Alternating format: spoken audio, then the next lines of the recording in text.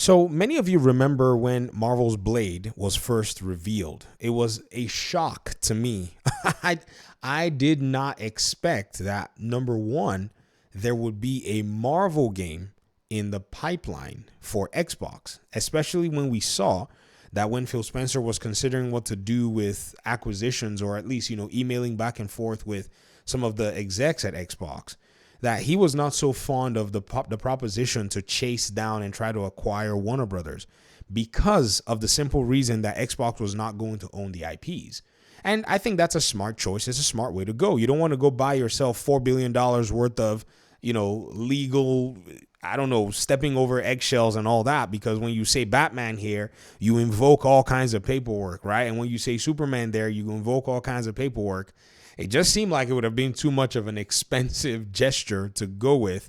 And just ironing out the deal, I don't think he just wanted to deal with that. So Warner Brothers can keep whatever it is that they want to do and stick with it. However, Marvel is not too interested in, being the ones to make their own games. They're deciding that everybody else can come make their games. However, it's a big cost on the front end and on the back end, which leads me to the main course of video today, Marvel's Blade. We saw this particular game show up at the Game Awards of some sort. And the question that has been on a lot of people's minds, or where was on a lot of people's minds at the time, was, is this game going to be exclusive to the Xbox console?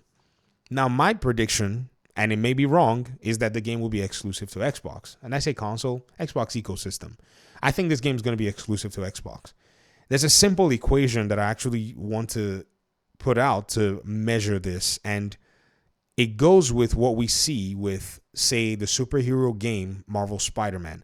And I'm going to pit these two against one another simply because I think we have a very solid picture as to how they can go.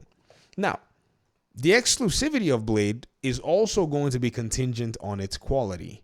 You see, Marvel Spider-Man 2 was the one game that let any development team, any publisher understand that just because your first game was a raving success doesn't mean you're entitled to a raving success afterwards. So that success will also, in a sense, influence its exclusivity at the end of the day. But when you think about it, though, Marvel Blade is a game that I think, because of its expense at the end of the day and because of the way Arcane makes their game, I think that game's expense ratio to required sales is going to be much smaller than Marvel Spider-Man 2. Marvel Spider-Man 2 cost $314 million or so to develop, is what we saw in the Insomniac leaks. I don't think Marvel Blade is going to cost that much in development. So in terms of the Insomniac game, which needed 7.2 million copies to break even, I think we're going to see a much lower, sale requirement in this regard, which is why I believe that the game is going to stay on the Xbox ecosystem.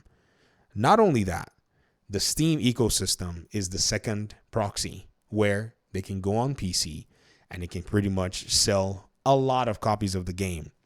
Arcane is a studio that is liked by a lot of people. They are a Bethesda studio. And some of the games that they've made, Deathloop, games like Prey, are games that people have enjoyed. Now, Redfall, made by Arcane Austin, was one that really went through a lot of controversy. But people have said it's because it's another Arcane studio and all the above. I think that game just did not cook in the oven before they, went ahead and said they wanted to launch the game. That's a simple equation. I don't think it's based on the studio or whatever it is. I think it was just a, interesting equation overall. So when you think about it, ladies and gentlemen, I think Marvel's Blade really does have that potential to be able to do well in sales, stay profitable, and attract people into the Xbox ecosystem. And it also provides the signature, stamp on the console and the platform itself about its own superhero exclusive proposition. So as Spider-Man has become somewhat emblematic of the PlayStation platform, I think Blade can also be that emblematic game within the Xbox ecosystem. It really does make, for an interesting dynamic at the end of the day. Now, like I said, and I will tell you before, not a big fan of exclusivity at all. I would hope that Blade could go everywhere so that everybody could play it, but the game is different in something like this.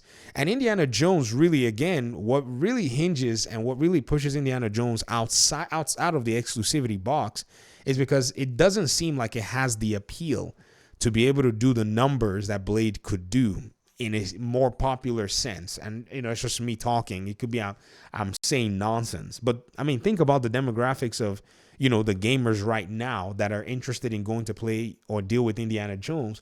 After the last representation of Indiana Jones that they may have followed, because these are probably the movie aficionados, right? People who like Indiana Jones. What was the last thing they saw? I mean, think about it. Like, before December shows up and they can go back in their minds and think, oh, what was the last thing I saw about Indiana Jones if I've been following? It's the movie that bombed, and a lot of Indiana Jones fans didn't like it. So again, I don't know what their mindset's going to be. I don't know what their frame of mind is going to be. And people have even posited that probably one of the reasons the game is going straight to PlayStation is because of just the lack of popularity with the franchise currently.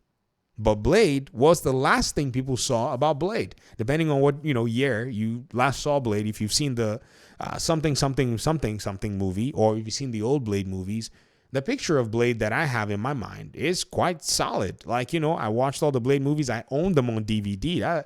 That's the one that made me go, wow, I can't believe I went back and bought these games again on DVD after, all this while. And so Blade being a very, very strong and attractive character, pretty much trendsetter, I think has the potential to be able to, bring in more of an attraction than, say, Indiana Jones. So to me, it just makes sense that Indiana Jones, because of its expense and because of maybe, not having a lot of the raving reviews at the end of the day, I say raving reviews, I say raving expectations, is more than likely going to do it. Another thing, too, that we have to factor in is Blade is slated to come out later down the road. At that point, when Blade may be coming out, it could be that there are more Xbox consoles now in homes. And so this may even increase confidence to allow for the game to stay exclusive. And the reason I say this is because right now, Xbox console sales should be tracking with the holiday season and what's being offered to a much higher sales count. And if it's not tracking to a much higher sales count because of those things itself, just by the ebbs and flow, I think it's going to still track 50% of what PlayStation sells. This is just my own idea.